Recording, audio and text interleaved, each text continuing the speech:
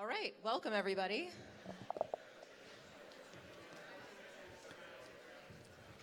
Welcome. All right, my name is Denise Grab, and I'm the Western Regional Director at the Institute for Policy Integrity at NYU School of Law. Thank you all for joining us here today. I'd like to thank my policy integrity colleagues, especially our director, Ricky Revez, who's here, our strategy director, Derek Sylvan, who's here, and our remote colleagues who have spent a bunch of time getting this event together. Ileana Paul, Christine Priest, and Chris Beltrone for all their work putting this together. I'd also like to thank the amazing staff here at Impact Hub SF for their support for making this such a wonderful event today. We have 4 fantastic speakers with us here today to talk about their experience with developing and using estimates of the damages to come from climate change. I'll give a little bit more background on each of our speakers later on, but first I'd like to give a little bit of background on the work policy integrity is doing on these issues. So a little bit about policy integrity generally. We're a nonpartisan think tank and advocacy organization based at NYU School of Law. We're dedicated to improving the quality of government decision making through the fields of through scholarly research and advocacy in the fields of economics, law, and regulatory policy. And our primary focus is environmental and energy work. In terms of our work on the social cost of carbon specifically and valuing climate damages specifically, we've been working on these issues for many years now. We became involved in these many years back after the Interagency Working Group released its first estimates on the social cost of carbon back in 2010. And since then, our economists have been following along with all of the developments on these issues, and we've been helping to encourage federal agencies, when they were perhaps more responsive on these issues, to apply the best values. And we are continuing to encourage them to apply the best values, but that is not the case as much anymore. But the fact remains that the Interagency Working Group estimates from 2016 are still the best available consensus estimates, even as are currently the best available consensus estimates, though they are likely too low. So there's a lot of folks on the stage working to improve those estimates over time and kind of update them with the best available science. But for now, there are a number of jurisdictions that are not even using any values at all. So we've been working with a number of states and other organizations in this space to try to encourage them to use these estimates in their policymaking. So some examples of that work in states across the ideological spectrum. We've commented at the California Public Utilities Commission and the California Air Resources Board supporting the use of the social cost of carbon in valuing distributed energy resources and designing the post-2020 cap and trade program. There have been some supportive staff reports at the PUC adopting many of our DER suggestions, which are yet to be finalized. We've also participated in proceedings at the Nevada Public Utilities Commission and the Colorado Public Utilities Commission supporting the use of the social cost of carbon in utility integrated resource planning. A couple of weeks ago, we had a big win at the Nevada Public Utilities Commission, where they approved regulations requiring utilities to account for the social cost of carbon in their resource planning processes. And we've also helped the New York Public Service Commission improve its resource valuation to account for environmental externalities like greenhouse gases more directly through their zero emission credit program and the value of DER. We're also today launching a new social cost of carbon website. It's costofcarbon.org that will help decision makers better understand how to use the social cost of carbon estimates in their policymaking. So that site includes a frequently asked questions guide, a resource guide, and information on how states are already using these estimates and how your particular jurisdiction can also use these estimates to help make sure you're making more efficient and better decisions on climate issues. So I encourage you to check that out after after the event or even now. And right now we'll actually hear from these expert speakers who are in the thick of developing these issues. So we have Kevin Renart, who's helping to support the development of updated social cost of carbon estimates at Resources for the Future. We have Emily Wimberger, who is the chief economist at the California Air Resources Board and is helping to evaluate the economic effects of the state's effort to address climate change. We have Trevor Hauser, who is developing cutting-edge economic models at the Climate Impact Lab to more accurately calculate expected damages from greenhouse gas emissions. And we have Karina Hertzberg, who works to build partnerships for sensible climate policy among countries with the Norwegian Embassy to the United States. So a little more detail on Kevin. He is the fellow and director of the Social Cost of Carbon Initiative at Resources for the Future. He helps to support the development of updated social cost of carbon estimates based on evolving science. Before joining RFF, Kevin worked in government in a variety of capacities, including as Deputy Associate Administrator for the Office of Policy at EPA, Senior Advisor on Energy for the Senate Finance Committee, and Senior Professional Staff for the Senate Energy Committee. He has also taught graduate courses in energy policy as adjunct faculty in the Department of Strategic Management and Public Policy at George Washington University. Please join me in welcoming Kevin Renard.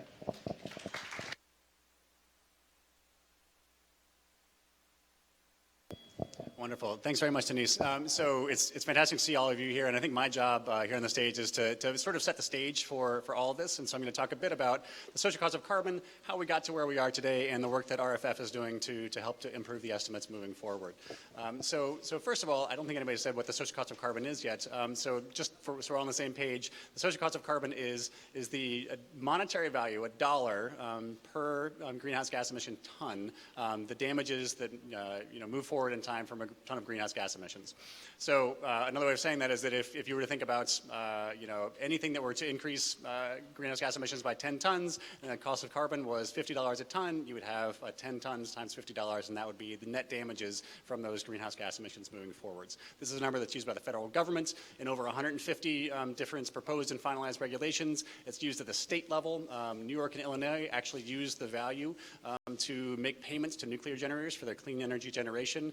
Denise alluded to Colorado, Washington State, as well as Minnesota using this value for informing their utility resource planning. And there are kind of a number of different venues in which this number is getting used. Canada uses the value. Mexico has agreed to use the value as well. So this is a number that is informed by science and has huge policy implications. So it's critical, and I think we can all agree that this number needs to be informed by the best available science. And also the manner in which it's estimated is important too, because it needs to be generated with transparency such that policymakers, as well as the general public, can understand how it's generated and also have confidence in that generation. So Resources for the Future is looking to help to improve both the scientific basis for these numbers as well as improve the transparency of the estimates themselves. So to think about how you generate the SCC, and I'll refer to the social cost of carbon as the SCC just for shorthand, it's actually a four-stage process. All the models are a little different, but they usually do one of these four things kind of in sequence. The first is you have to start with these very long-run projections of socioeconomic variables like economic growth, population, and the emissions that go along with those things. Those emissions are fed into a climate model that looks to the future and says, well, for that emissions trajectory, what does our climate system look like in terms of the climate system variables, such as sea level rise, in terms of temperature, and so on and so forth. The changes in the climate system, though, if you want to think about the effects in the economy, need to be translated into economic damages. So there's a step by which these changes in the climate system are translated into actual economic damages.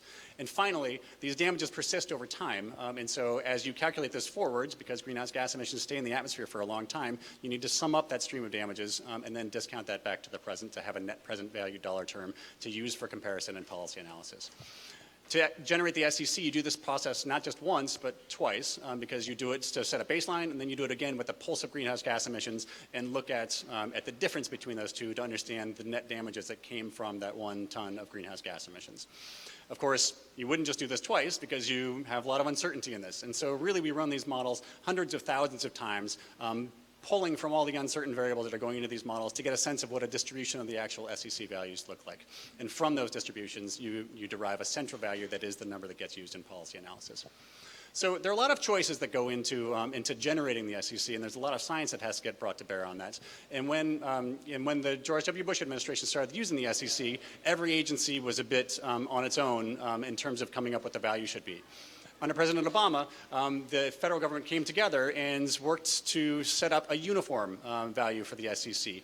They derived an interagency working group that was comprised of the top physical scientists and the top social scientists from across the government and brought together to think about this question of how you would generate a uniform number for the social cost of carbon that the entire government can use. That process did not use its own models. They actually did a very sensible thing, which was to look to the academic literature and see what all the science had already done to generate this kind of scientific output. They drew 3 models, Dice, Fund, and Page. They ran them in as uniform a manner as possible, using a set of socioeconomic scenarios that they also got from the literature. They used a uniform climate sensitivity distribution and so on and so forth. And at the end of the day, they came up with both a process to generate these estimates, as well as values themselves that came out of them. The central value of which that was used in the most recent revision, adjusted for inflation and everything, was roughly $50 per ton. So that's how the federal government had been generating the estimates, and these estimates have been used in lots of different venues. At the tail end of the administration, the government had also asked the national academies for recommendations as to how to improve this process, because there were a lot of choices that were made along the way, and obviously I think the federal government felt like it could use some advice. So a panel of kind of very esteemed scientists took a look for 2 years at how to improve these estimates. Came up with a comprehensive set of recommendations, a 400-page volume, which is available on the National Academy's website. I recommend all of you take a look at it.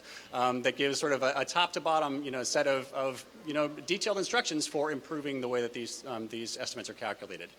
The intent was that these recommendations would be passed on to the federal government, and that the federal government would continue in its role to sort of steward these estimates and would be working in partnership with the academic community to implement the recommendations and also to then kind of revise the estimates moving forward. The Trump administration, at the beginning of the administration, took a very different approach, and with Executive Order 13783, actually disbanded the apparatus that was responsible for feeding into that process. The interagency working group was disbanded, and actually rescinded the estimates that had previously been used in the analysis. Since then, the administration has actually continued using the same interagency working group methodology with 2 important changes. They have made it so that instead of looking at the global value of damages, it is focused purely on domestic damages, physical damages that are felt within the United States. And the other key piece is that they are using a higher discount rate as one of the base cases for the damage estimation. They're using now a 7% discount rate.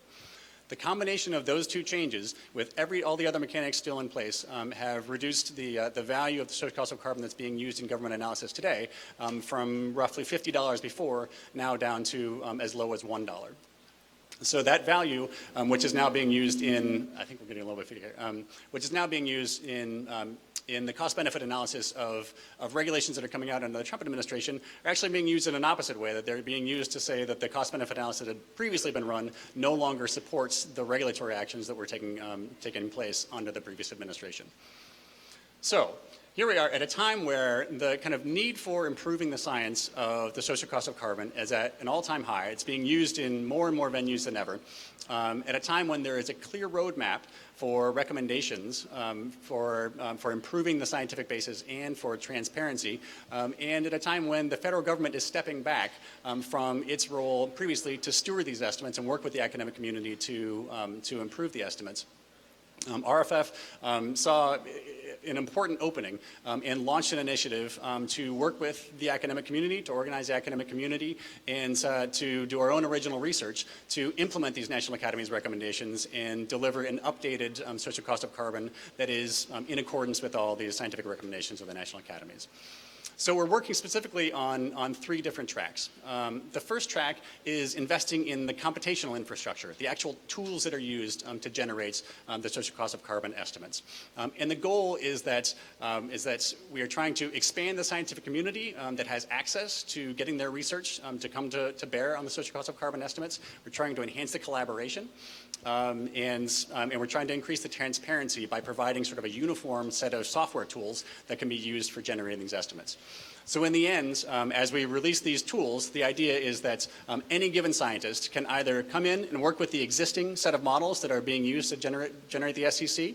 They can come in and work with just a piece of them and improve one piece of them at a time. They get to put completely new research on this platform for enhancing, say, the estimation of agricultural damages or enhancing the climate model and so on. At the end of the day, our intent with the release of these software tools is that you'll have a set of freely available, open source, high-performing tools that serve as the foundation for the kind of scientific community to come together and work to improve the estimates now and moving forward. This work is being led for RFF by David Antoff at the University of California, Berkeley. One of the graduate students is working on it. Lisa Reynolds is here in the audience, and if you want more information, you should talk to her. Excellent.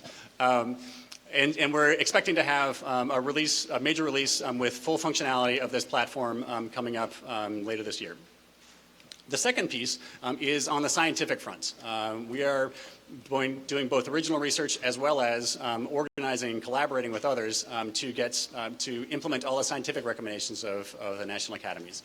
The first piece of that is working with researchers at Harvard, at Princeton, at the University of Washington to improve these long-run projections of economic growth, of population, and of emissions for use in calculating the SEC. We're also working just to get the kind of best of the current academic literature in terms of climate models, as well as in terms of the damage functions translating changes in the climate system into economic damages onto our platform. And we're doing original research to update the way that the economic discounting is approached in these models. At the end of all of that, we will have used our own software tools that we made available to everybody to build a model. And using those improved tools, we'll be able to deliver an updated set of social cost of carbon estimates that meets the recommendations of the National Academies of Sciences and is appropriate for policy use. The final piece of our work is really just an educational piece. We're working to do extensive outreach to both the scientific community as well as to the policy community and the public to make sure that they have an understanding of appropriate ways to use this, the SEC, and the research that's going forward. So with that, I'll conclude. Please, if you want more information, either talk to me afterwards or head to rff.org/scc, and you'll see links to all the work that we're doing. Thank you.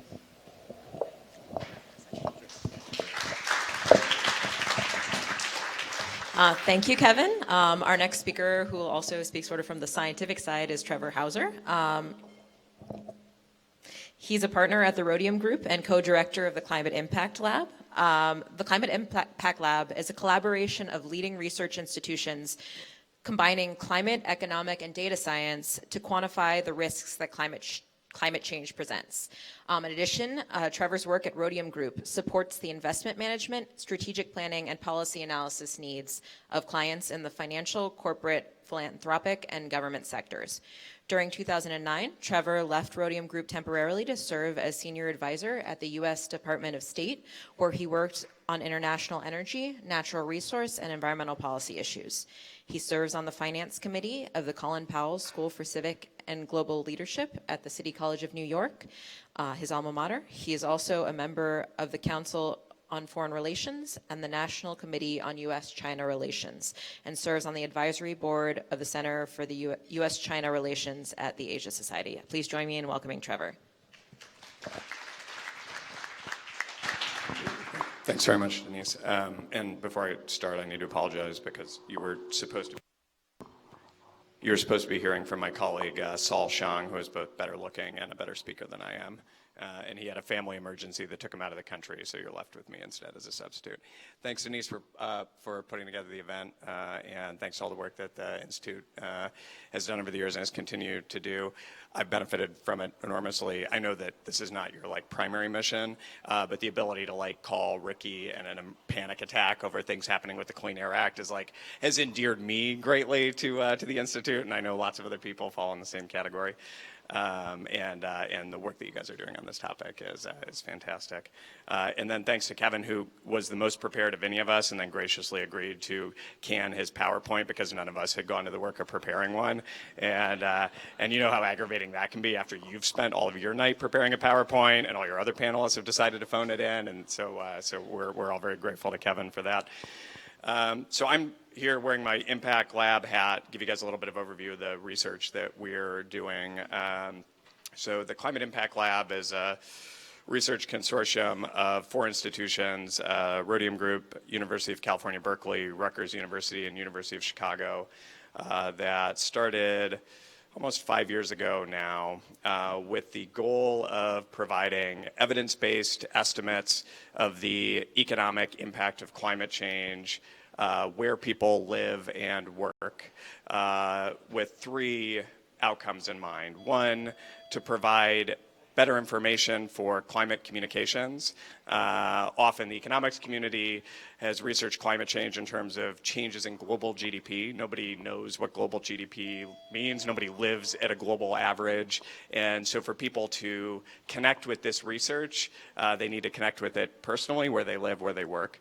The second is, and related to the first, is to provide decision makers with actionable information about the risks of climate change, where they work and where they live. So again, if I'm a planner in Miami trying to figure out how high to build seawalls, or if I'm a farmer in Iowa, I need to know what climate change means specifically in my sector where I live.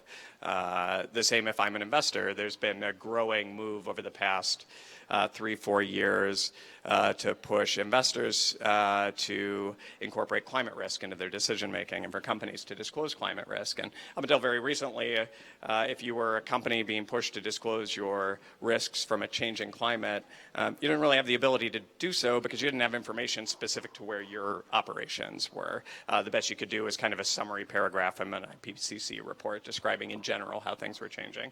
And then the third is to provide an empirical estimate of the economic costs of climate change at an aggregate level, rolling up all those localized estimates that can be used in the SEC.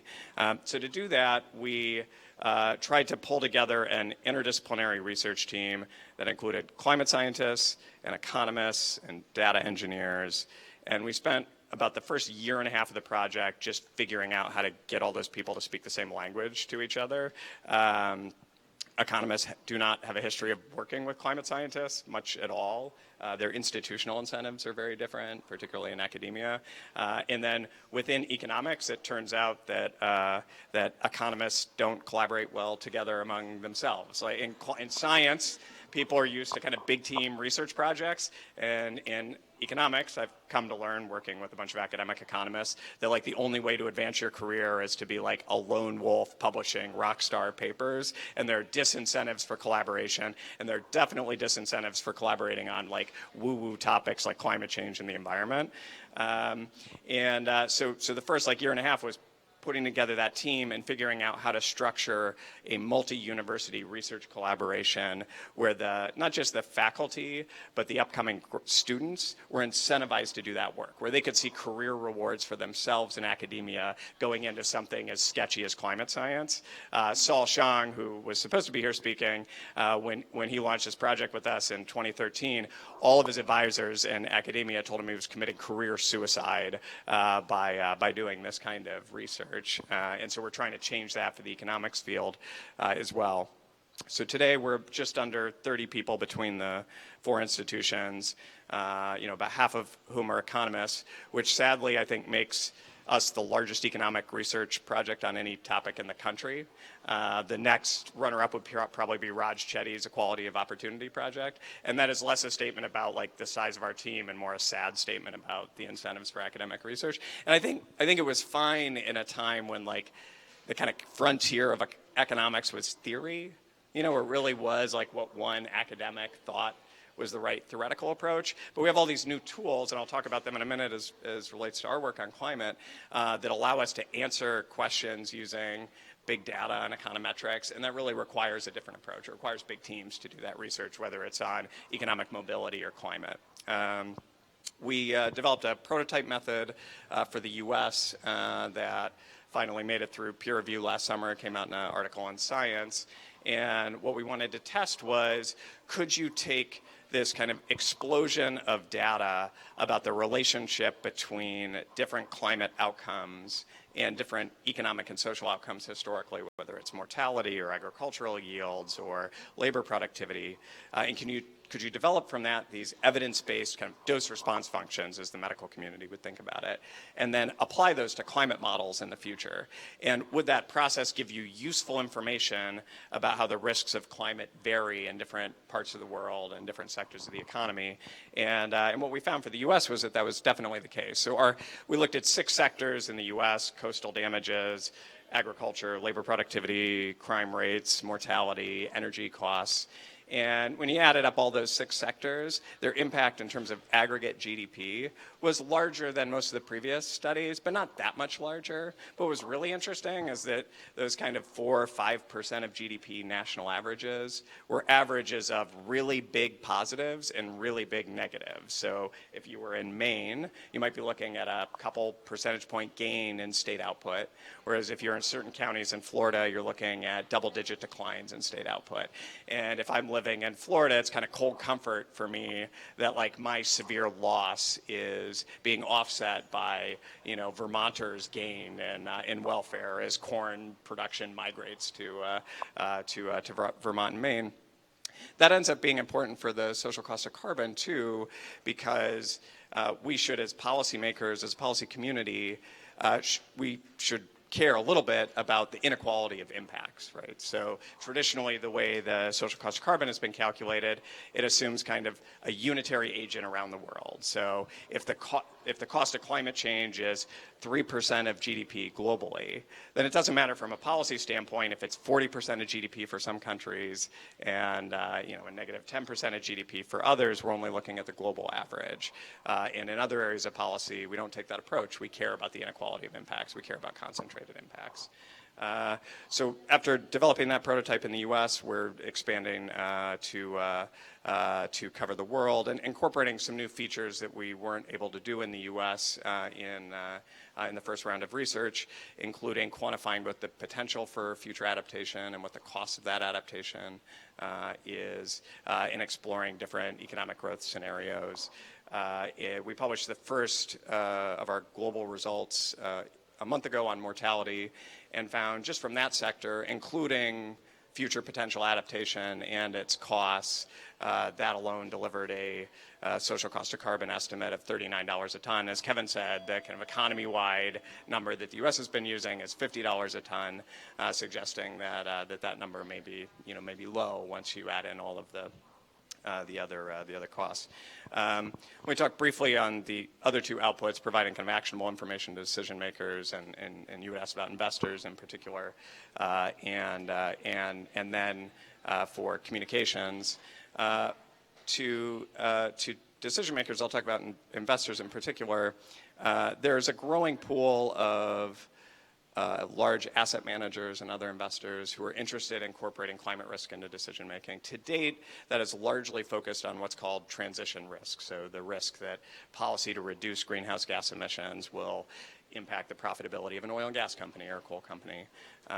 There's been very little work on physical risk, so the risk of increased intensity of hurricanes or drought or sea level rise will have on individual assets, on municipal finances if you're a bondholder, on corporate performance, and on infrastructure investments.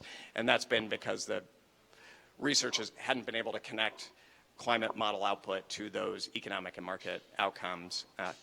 And now we have the ability to do that, and have the ability to provide it to investors in a way that they can look at a broad portfolio of U.S. municipal bonds or corporate mortgage-backed securities or sovereign issues and see how much climate change is impacting the performance. One of the things we got pressed on a lot by folks in that community that we've incorporated in our research is the kind of climate science community always looks at future changes in the climate relative to the climatology of today. So we report results as how, under RCP 8.5 or 4.5, there will be X number more hot days or X change in the future. And that assumes that the changes in the climate that have occurred over the past 30 years have already been priced in. And we're finding that that's not the case for the investment community, and in particular, in factoring that in as well. Thanks so much, Trevor. Our next speaker is Emily Wimberger, who is the Chief Economist of the California Air Resources Board. At ARB, Dr. Wimberger evaluates the economic impacts of climate change and criteria pollutant reductions or regulations and policies. Previously, Dr. Wimberger served as a researcher at the University of California Center for Energy and Environmental Economics at UC Santa Barbara and as economics fellow at ARB. She received her PhD in agricultural and resource economics from the University of California, Davis in 2011. Please join me in welcoming Emily. Is this on? Hello, thank you for having me. This is a great topic. So I do wear the hat of a policy regulator. And so what we do at the Air Resources Board is we take all of the smart things that Trevor and Kevin work on and then apply it with a blunt force and try to translate that to something that can be understood by the general public, our stakeholders, the state of California. So at the Air Resources Board, we have existed for 50 years, and we implement California's air quality and climate change regulations. There's a big conference here right now, and so obviously this is a focal point from not only the state agencies, for our governor, and for our legislature as well. So we have a lot of really strong mandates legislatively and also driven by our governor that we're trying to implement in California. At the Air Resources Board, we have a 50-year history of regulating air pollution in the state. We just had a great anniversary. And that does speak to the regulatory history that we do have was mostly based on air pollution. So the air pollution in California is still an issue that we're addressing, but it's improved dramatically over the years. So in California, when we implement regulations, we go through a process, a very transparent regulatory process. And part of that is we consider the costs and the benefits of implementing regulations. So back in the olden days, when we were thinking just about cleaning the air and putting catalytic converters in cars, trying to meet national ambient air quality standards, it was a very straightforward calculation. So we said, okay, here's where thou shalt do this, and this is to maintain a national ambient air quality standard. We don't really care too much about the costs. Times have changed. So as we've had stronger mandates, as we've looked for deeper reductions, both in air pollution and in the climate change space, we've had to be creative with our regulations. We now have a lot of market-based programs, and we're looking for deep reductions. We do think about equality and equity across the state. We want to make sure that we can help businesses maintain economic competitiveness in the state while we are reducing our air pollution and our GHG emissions. So part of that mandate that we've had is, we really looked at just the direct cost to regulated parties. That sort of expanded, and we would think about what are the macroeconomic impacts of implementing policies on the state of California. A few years ago, AB 197 was passed, which said you need to start thinking more comprehensively about the costs and benefits of your regulatory actions, and that includes addressing the social costs of what we're doing. So I viewed that as a great mandate because it really was the start of us thinking more comprehensively of how we actively look at not only the costs of what we're doing, but the benefit side as well, and trying to get a comprehensive valuation as we drive deeper reductions in both the climate change space and the air quality area. So thank you to the Policy Institute. They've really been engaged in the process and really helped us think about some of these issues, providing public comments. But we do incorporate the social cost of carbon into what we do in the state of California. We spend a lot of time pushing back against the federal government. There's a few people in the audience from the state, and we do spend a lot of time sort of defending the use of the social cost of carbon in California based on the interagency working group valuations relative to what is going on at the federal level. So that's a lot of fun. But we do in California think about the social cost of carbon. We've incorporated into our rulemaking processes.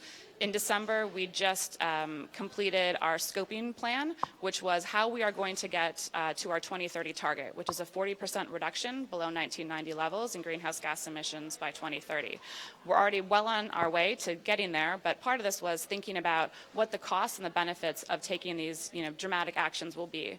So the policies outlined in the scoping plan include a cap and trade program, a low carbon fuel standard, which will decrease the carbon intensity of our transportation fuels. Also, we have very strong legislative mandates focused on short-lived climate pollutants, which include methane, black carbon, and HFCs. So we do also, along with the social cost of carbon, we think about the social cost of methane as well and incorporate that. So as part of our scoping plan process, we had to look at what are the costs, the direct costs that we can measure of turning over our fleet of vehicles, of switching out our fuels, but we also wanted to think about the avoided damages from climate change that we can look at. So in the scoping plan, we estimate, based on the range of the interagency working group, that there could be a very significant benefit to taking climate action on the scale of $2 to $11 billion in 2030. That is on top of all of the health benefits that we're going to see. We also quantify and monetize the avoided premature mortality and avoided hospitalizations, avoided ER visits due to changes in localized air pollutants that will result from all of these dramatic measures that we're going to see for climate and air quality. So we're really excited in California that there are practitioners and scientists who are working to improve the valuations of the social cost of carbon. Until there is better available science that is robust and that is uniformly approved, we will continue in the state of California to rely on the interagency working group valuations as we move forward. We feel very strongly about that, and we'll continue to push back against any discounting of the benefits of taking climate action at the federal level. Wonderful. Thanks so much, Emily.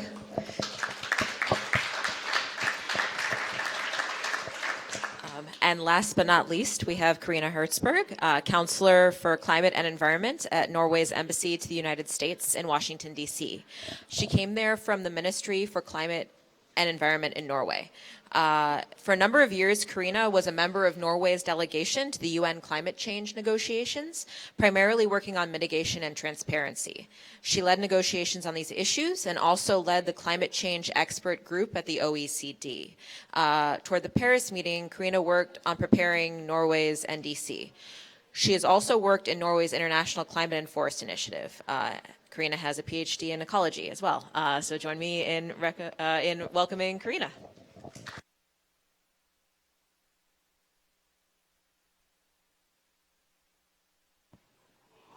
You hear me now? Yeah. Thank you so much. Thanks for the invitation. And I was slightly humbled knowing that I would be sitting beside leading scientists, economists, the chief economist of the ARB, with my kind of more diverse background on this.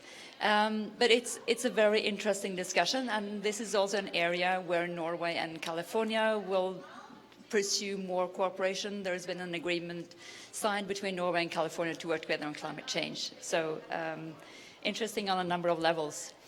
I'm going to explain a little bit about Norway's approach to climate policy, which is somehow different from the US, how it was under the previous administration, and also from how California is working now through their excellent scoping plan. And just on the basic level, the starting premise for developing climate policy in Norway is really the polluter pays principle. This sounds kind of naive, but it's taken very seriously in the sense that it leads to climate policy developed through basically using economic measures such as carbon trading, CO2 taxes, and other economic incentives.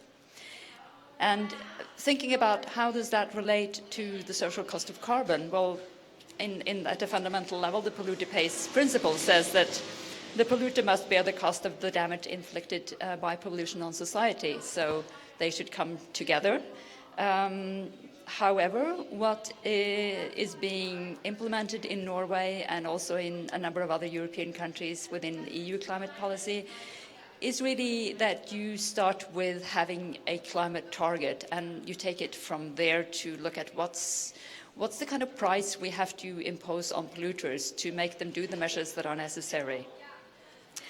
And I think one perhaps aspect why this is happening in Norway and the US is it's kind of taken for granted that the consequences of climate change are dire and must be avoided and limited.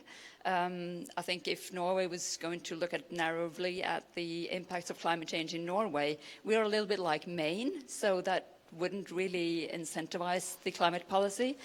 But that's not been a discussion either. It's been, this is a global issue. It can only be solved through a global agreement, and we have to participate through measures that make this happen as efficiently as possible. And Norway is a small country, 5 million people, so we're not the US of climate change negotiations, or in terms of leading, you could say. I would also say that this strong tradition for working on cost effectiveness has a long tradition in Norway, also because it's a high-cost country, and Norway subscribes very much to following the international science, the IPCC pathway. What does it take to achieve the 2-degree target? What do those emissions pathway mean? So you could say that in general, a target is formulated. At the moment, Norway's emission reduction target for 2030 is a reduction of 40%. We also have this is inscribed in the climate law, which also sets a further target of an 80% reduction by 2050. But the implementation stage, where we have to look at the nitty-gritty policies and measures, is the 40% target. And there we have a combination of measures. First of all, Norway is fully integrated into the EU ETS, the cap and trade system in the European Union.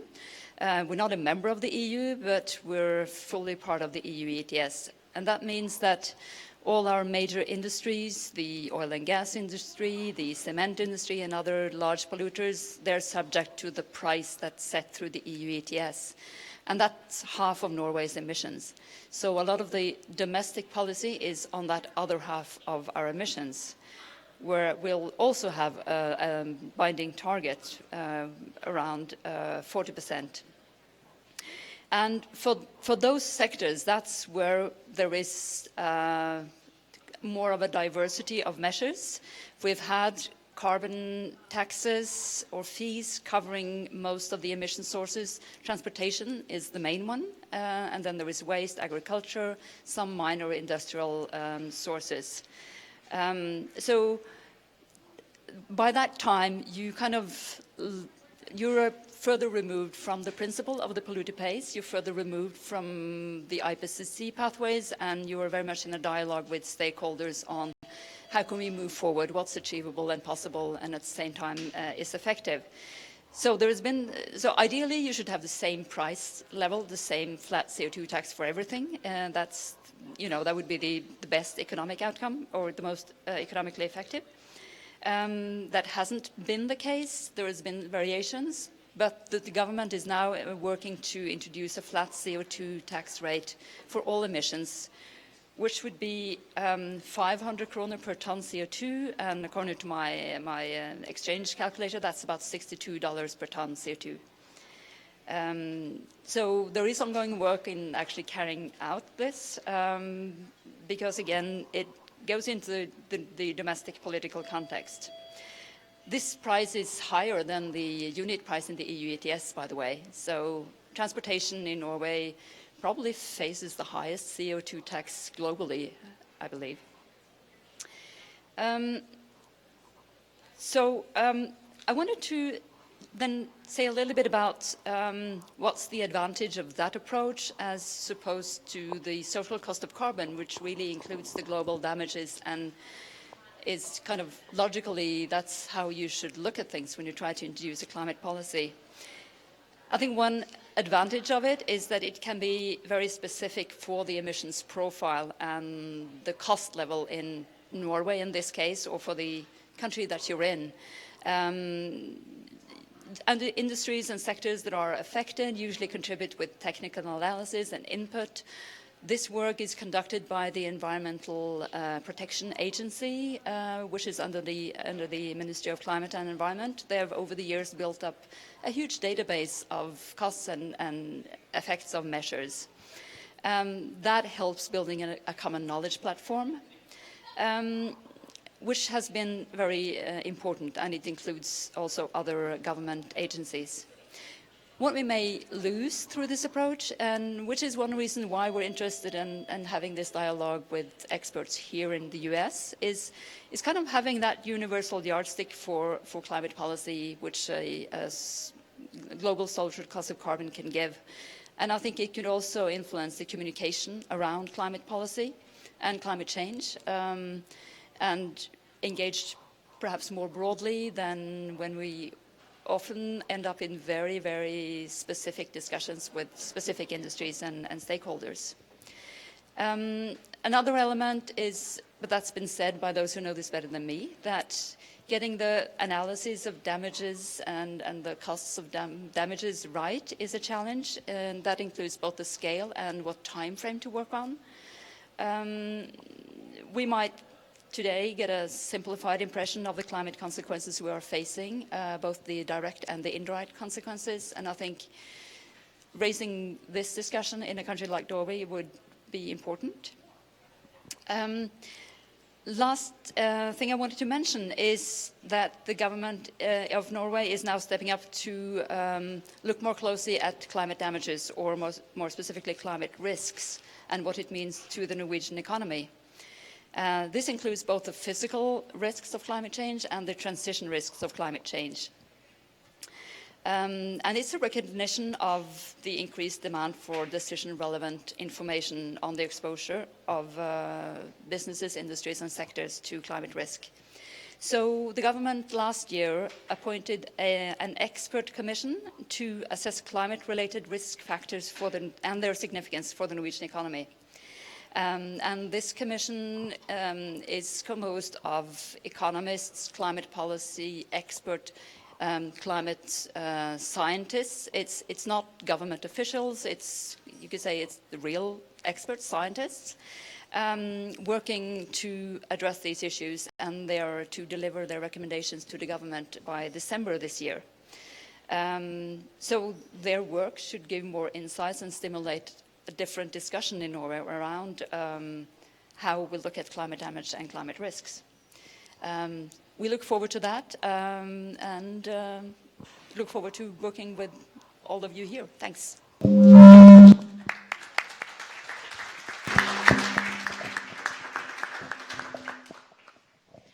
Wonderful. Thanks so much, Karina. So now I will ask a few questions from the moderator's perch, and then I will open it up to the audience for your questions, so you can start thinking about those now.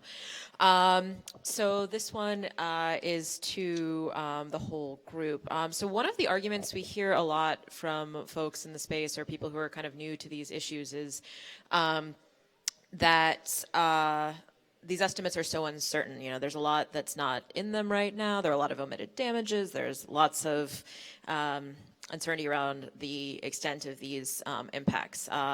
Given that fact, you know, does it still make sense to use these damage estimates in policymaking now? And what do we need to be aware of? What contexts are they appropriate for? How and why should they be used? I'll take the first crack at that. So I think that the bottom line answer is yes, it certainly still makes sense, even given the uncertainties, to be using these estimates now. That I think that if you look at the actual output of the damages, and you look to the real raw data, what's coming out of all these hundreds of thousands of model runs, if there were no information there, you would see that the estimates would actually just be kind of all over the map. With the perturbations and with the sampling of the uncertainty, you actually see that there actually is a cluster of answers around a given set of numbers that is telling you that's on balance statistically we are closer to this value than we are to having no information whatsoever. So there's no question that there's actually a lot of information that is being contained within these models, within these estimates, and so on and so forth. That being said, you're exactly right that there are definitely things that we are missing right now in the models that are being improved upon. I mean, the work that Trevor and his team at the Climate Impact Lab are doing is absolutely groundbreaking. It's putting a lot more information into that system to refine the information that we have and the uncertainty around it. And it's just going to be a part of the process to continue refining that over time.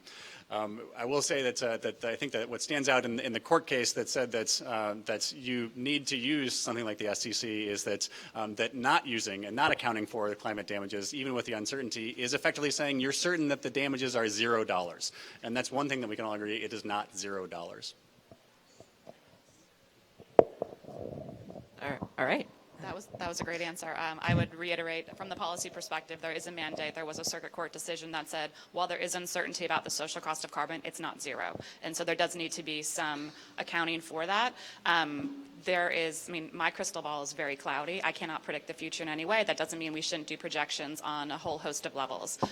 But it gives us a sense of some aspect of the damages, and I would sort of reiterate what Kevin said. When we're applying the SEC, we're usually doing it in a cost-benefit analysis where there are things on the other side of the ledger, like the costs of the regulations, and it turns out there's a lot of uncertainty in those as well. Yes, they always seem to, be very high when businesses first think that they have to pay for something, and then, oh, look, they're not actually that high down the road. Imagine that. We've seen a number of states and cities suing fossil fuel companies directly for expected damages from climate change. Do these climate damage estimates, like the social cost of carbon or any of the other work that any of your groups are doing, have any relevance for these climate change lawsuits or any of these other issues?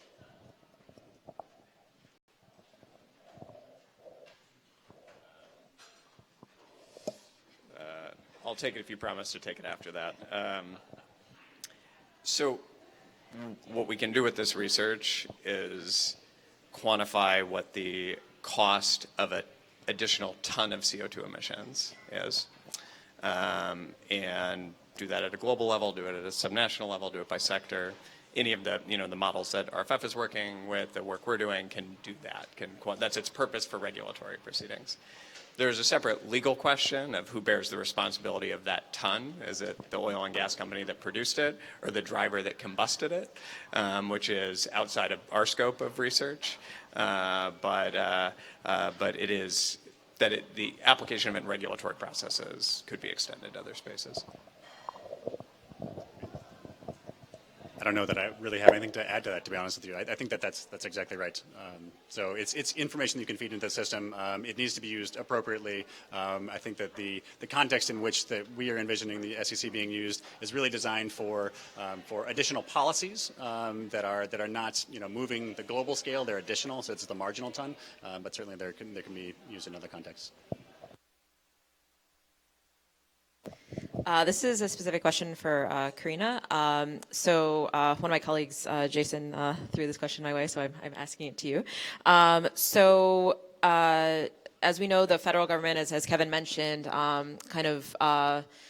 stopped considering the effects on the world of our climate emissions, tried to focus on a domestic-only estimate, which is suspect for a whole bunch of reasons. But let's just start with that assertion that they're looking at a domestic-only number. Sort of from the international perspective, from Norway's perspective, what has been the reaction, if any, in Norway or across Europe to the Trump interim SCC that's looking at this domestic-only value?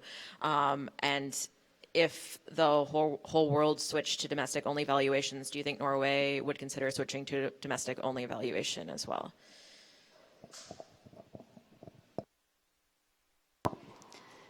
Thank you for the question. To first answer on what's been the response in Norway to that change in valuation that Kevin explained earlier on, that specific change hasn't got that much attention, and I think that's because, as I explained around Norwegian climate policy, it's not really developed around the social cost of carbon and what the implications would be of changes in that. But I think for Norway, it fits into this larger picture of a lot of rollback on climate policy in the US, and all of those main issues that have been addressed now in the last few months and weeks, the rolling back and putting forward an alternative to the Clean Power Plan, the freezing of the auto standards, the not following through on the HFC court decision, which is a really important topic in climate terms, and now recently signals about loosening the methane regulations. All of that is worrying to really the rest of the world, and because it kind of shows that what the President Trump said about pulling the U.S. out of the Paris Agreement is being followed up through rolling back action domestically in the U.S. And the U.S. being the world's second largest emitter, of course, this is really important. What we now place a lot of importance on is what is happening at state and city level. A lot of states have kind of picked up and said that we'll move forward anyway with climate policies. California in being one of the champions for that. So that's more the big picture, not going into this kind of specifics around the social cost of carbon. But economists that work on climate change, they've noticed this and they have seen this and wonder, what's going to now happen. So what was the second part of your question? Basically, if the U.S. and other countries end up switching to a domestic-only estimate of the social cost of carbon, would that affect Norway's valuation of social cost of carbon to the extent you use it in analysis at all? Yeah, and I think because it's not being part of the policy making at the moment in Norway, that wouldn't really happen. Same thing with the EU, and Norway is very tightly linked with the EU, where really all of the legislation is in place for the emission trading system up to 2030. Most of the regulations for the remaining emissions in other sectors are in place and wouldn't be changed because of that. What I would be more uncertain about is how it plays out in countries like Australia, Brazil, I don't know, a lot of other countries where I don't know enough to say. Yeah, I think we've already seen Mexico recently released an updated analysis where they were using what looks like a domestic only number for Mexico. So we have seen that in some other countries now. All right. We've talked about many of the ways in which these climate damage estimates have been used so far. I'm wondering what each of you thinks is the most promising new or potential avenue or context for using these climate damage estimates. So are there other areas, either with additional development of the models, with additional science, kind of things you see coming along the pipeline, or the estimates as they exist now, ways that they could be applied that maybe they're not being applied yet?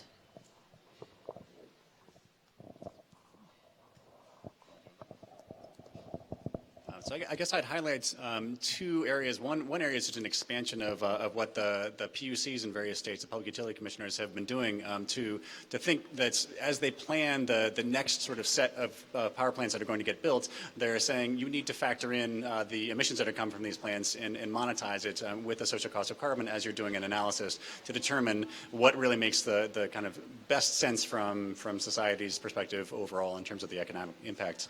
So I think that an expansion of that seems like a very natural thing that whereby you are, in many of these places we don't really have a price on carbon, but the effects of the climate change are getting factored into a lot of the biggest emitting sources, and so I think that's a really, really valid thing moving forward. Another one that I've seen certainly is that is not being used in is the procurement process. I think that there are challenges in understanding how to use the SEC in the procurement process and just calculating what the counterfactual is and things like that. But this is an area where as big consumers, governments, the federal government, state governments, and so on, can actually really move the needle by thinking about the effects that their actions are having on the things and the services that they're purchasing. All right.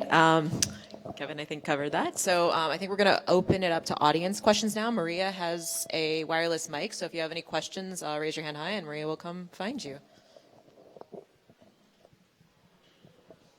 Hi, my name. Okay. Can you hear me? All right. Hi, my name is Kevin Fertig. I'm a sustainability consultant. I help a lot of companies integrate an internal carbon price into their operations and decision making. Better? There we go. Okay. One of the things I've noticed, and especially when speaking to the World Bank and some of the multilateral institutions that are involved in policy making, is that the carbon price that a lot of countries and jurisdictions use, say in a carbon tax or in a cap and trade scheme, are less based in an idea of a social cost of carbon and much more so in what price we need to put to incentivize industry or push people to reach the economically right outcome. And it's not really based on an evaluation of damages. And one of the things I keep on hearing is that part of that is so that they can scale that price up over time for equity reasons. So I wanted to ask you how to somewhat reconcile the idea of a price on carbon based more on valuing damages as opposed to a price that is more based on economist predictions of corporate behavior.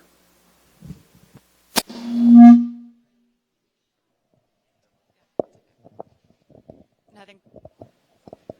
Hello. Okay. I think that's a really good question. We in California get that question a lot because we do have a cap and trade program. There's a very visible price on carbon. And what that does reflect, it is the cost of abatement. So this is the cost per ton of reducing emissions, the marginal cost, one would assume. That is a price on carbon, but that doesn't mean that's not the only price on carbon in California. So the cap and trade program currently is anticipated to pick up about 25% of the emission reductions that we need to achieve by 2020. There's a whole host of other what we call complementary policies that have a less visible price on carbon, but there still is a price on carbon and a cost per ton of getting abatement. Thinking about the 33% renewable portfolio standard, the low carbon fuel standard, those all have costs that are not sort of the visible cost of an allowance that can be traded in the cap and trade program. So I think in California, there is a lot of discussion about, how do we think about this moving forward? Do we want to see a higher carbon cost? What do we actually need to achieve our emission reductions? So we're actually actively going through a regulatory process to align our cap and trade program through 2030 with legislation that was passed in 2017, AB 398, which does direct the Air Resources Board to consider the social cost when implementing and designing a post-2020 cap and trade program. So we've had a lot of discussions about the difference between, the valuation of a social cost and thinking about damages and the cost of abatement, and where we want to go with that. So I think it's important to distinguish the two. From our point of view, it's important to think about the avoided damages from reducing emissions, but that is sort of a separate calculation relative to the cost of complying with our programs.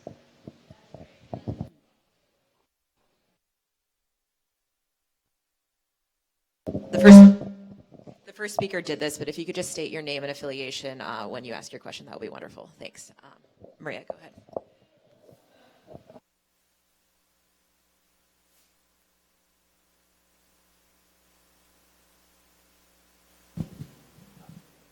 Hello, I'm Maggie Winslow, University of San Francisco. My question relates to the proper discount rate to use. So I know Nicholas Stern used a very low discount rate when he did his study of the cost of climate change. And he said the only reason he used a positive discount rate at all is that we might all be dead in 100 years.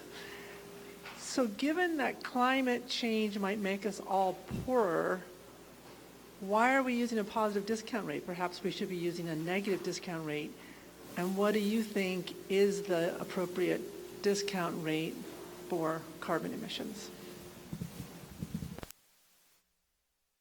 I don't think this should also be Trevor, I would say. This question about economic discounting comes up in venues like this and in the discussions that we have about the social cost of carbon all the time, right? Because if you look back at the research that's been done, people have used the same economic models to estimate the SCC, and they only change the economic discount rates, and you end up with wildly different numbers from, if this should be $5 to a ton, or to this should be over $100 per ton, right? Same exact model, that's the only change that you've made. And so in a sense, this question about what discount rate should be used can really be thought about as a values choice more than it is just a pure kind of objective research question. And from that standpoint, when the National Academies looked at this, their assessment of what had been done by the Interagency Working Group, which was just to use a couple of different constant discount rates, was that wasn't kind of in step with the way that economists think about these kinds of problems, and that really you would even want your economic discount rate to be tied, as you said, back to the level of growth in the economy so that you have that sort of feedback happening. So the research that we're doing is to try to make that tie explicit. It's ongoing research, so I can't tell you where we are in terms of what the proper discount rate should be, but that's certainly an important and ongoing area of research.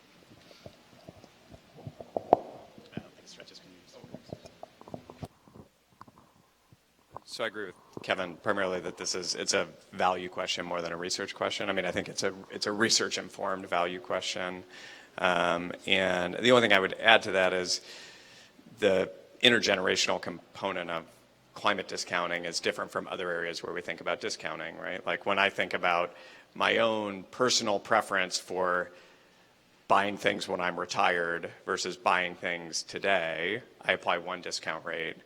My right to impose a high discount rate on my 8-year-old daughter's ability to kind of consume in the future is much different. And the kind of thought exercise I go through is, let's think back to like when we as a society made very large long-term investments for the good of future generations. So like post-war reconstruction in the 1940s. And what I'll do as a thought exercise is like add up that investment and what level of discount rate would have rendered that investment insane from a cost-benefit analysis standpoint. And certainly at a 7% discount rate, responding to World War II by trying to prevent future world wars was a foolish investment, right? Because unless it prevented a world war inside 2 decades, a 7% discount rate would have rendered that investment close to zero on a discounted benefits basis.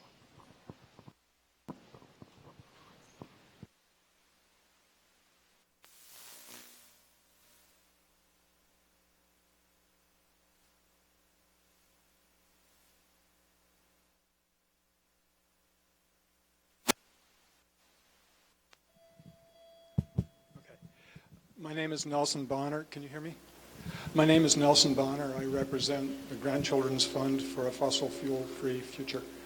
The approach we're taking is tort lawsuits against the fossil fuel profiteers, not just the conglomerates, but also the owners, the hedge funds, the insurance companies, the university endowments, for damages to the health and welfare of the children, the grandchildren. And so I'm curious about, and I was here late, so I apologize. You may have touched on this. But if not, I'm curious about the valuation of health and welfare, where dollar amounts can be put to suffering from asthma, for example, in a population, and similar sorts of valuations for physical suffering and mental suffering. Sure. So I can speak to how we in our research consortium do that valuation. So there are kind of what market damages and non-market damages. So the kind of market damages are quantifiable impacts to things like agricultural productivity or energy costs or things that have prices in the economy. And those valuation methods are a little bit more straightforward, although they're challenging. And then there's the kind of non-market damages. So climate-driven increases in mortality and morbidity, climate-driven changes in ecosystem services, the value of, reduction in landscapes and outdoor environment is, the non-market value is greater than just the lost tourism revenue. And that's really an important kind of frontier of climate valuation. I think we have good literature on mortality and morbidity because that's been used in past regulatory analysis in the US, and so there are numbers that the EPA and other agencies use, and there's good research there. On some of the other non-market damages, ecosystem services in particular, it's an important area of research that folks are just getting into.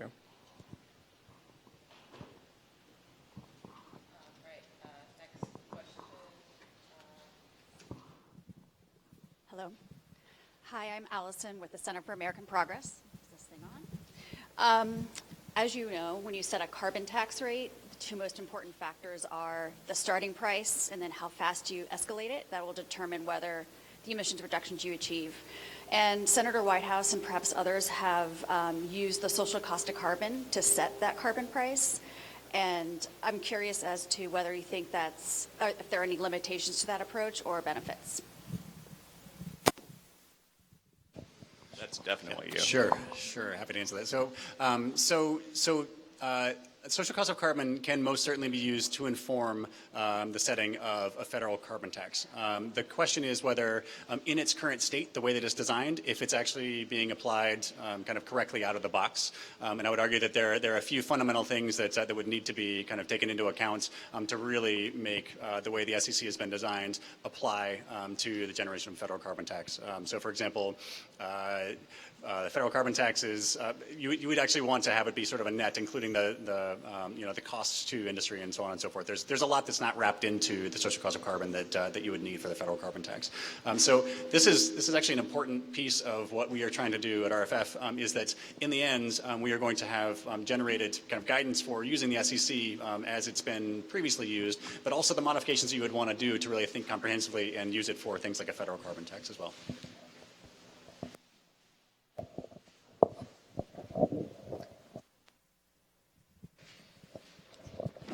Hi. Is this on? Hi, I'm Fran Moore. I'm at UC Davis, and I have a question, I think mainly for Karina and maybe secondarily for Emily, about how does Norway kind of, or states that want to promote climate action, think about the costs associated with the fossil fuel production? And so kind of when Norway is exporting kind of oil outside of its borders, does it apply a kind of a carbon tax to that, to those oil exports, or is there some other policy that accounts for the damages of that oil production? Thanks. Thank you. Yes, it's on. Yeah, that's a question that we get often in Norway, and that's debated there. So the policies that are implemented in Norway relate to the emissions that take place in Norway.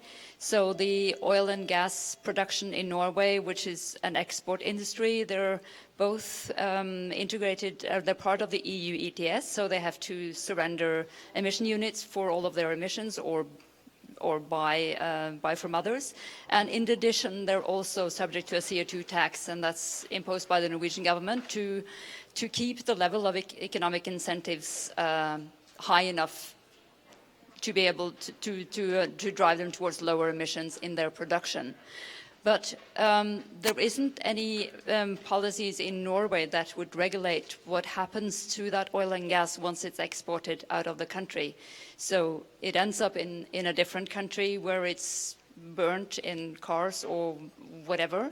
And so it would be up to that country to introduce a carbon tax or other regulation to handle those emissions. Yes, so that's the case, and it's partly because it obviously would be difficult for Norway to regulate what happens in a different country. But this is a much larger discussion, but that's how it is now. So in California, we don't actually export oil. We're net importers. And any fuel that comes into the state of California is subject to our cap and trade program. So we do cover imported fuels. I think something that we consider, so we are, we have provisions under AB 32, which was to minimize leakage to the extent feasible. And what that means is that we really want to work to maintain California business competitiveness. We don't want to see emissions go down in California and like whack-a-mole go up in other regions. That's not a net positive globally. So we work really hard to make sure that we have policies and programs in place that prevent that from happening to the extent that we can. So we're much more focused on the California jurisdiction. And we have mandates and targets that are specific to the state of California. So we do regulate imported fuels. We have time for about 2 more questions. So. Hello. Hey. Hi, I'm Clay Vanitas. I'm an associate at Fenwick & West. I have a question for Emily. Thinking about like the space, the universe of decision or the discretion that the Air Resources Board has to institute the social cost of carbon into certain decisions. I mean, can you think of the next space or part of the Air Resources Board's mandate that we could maybe get the social cost of carbon safely used, or like safely as in protected from getting sued? So we do have, as I was saying earlier, we do have legislative mandates to consider social costs when we're designing both our longer-term climate programs that go beyond our 2020 GHG limit. There are provisions in different legislative actions like AB 398 to consider the social costs of having a post-2020 cap-and-trade program. So it's sprinkled throughout. And the governor announced on Monday that we have a new carbon neutrality goal by 2045. So I think that's really the next place where we're going to see sort of the social cost incorporated into our long-term planning decisions. But it is, we do have mandates to consider it both on individual regulations and then these longer-term planning documents.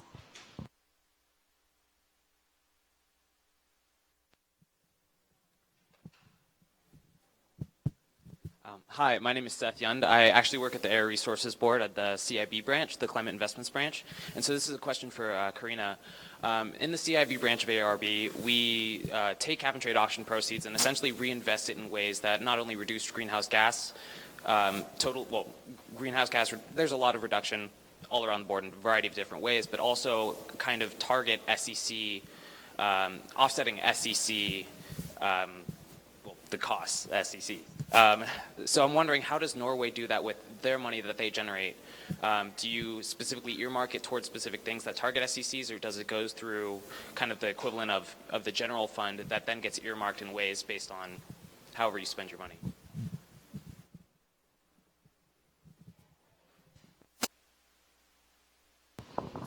Thanks.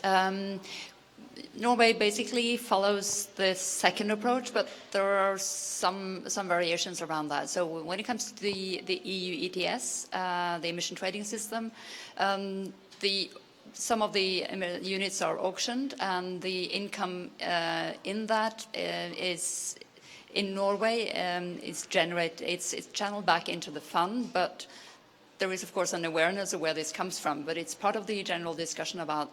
That includes how to step up our climate policies. Within the European Union, they have some earmarking, but that is slightly variable between countries, but earmarking back into energy efficiency measures, for instance. But we do have a number of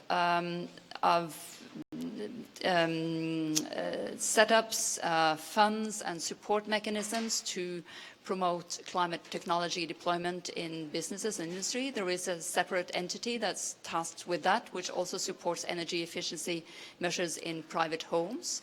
There is a lot of investments in research. There are a lot of, on the other side of introducing high CO2 taxes, for instance, on transportation, there is exemption from CO2 taxes, exemptions from VAT, free parking for electric vehicles. So for the ordinary people can own an electric car in Oslo, in Norway, even perhaps a Tesla, because of the difference between having a heavily taxed car. VAT in Norway is 25%, where you have to pay gas prices, and they are 4 times higher in Norway than they are in the US, compared to having an electric vehicle with all of these exemptions when you purchase the car, and you have a lot of benefits when driving it. So there is a lot of thinking around, given that we have that kind of income into the national budget, how do we then redistribute our overall taxation in direction of green taxation,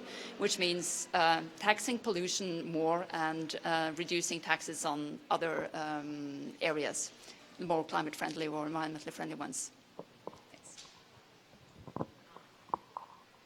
Thanks so much to all of our wonderful speakers. Please join me in thanking them.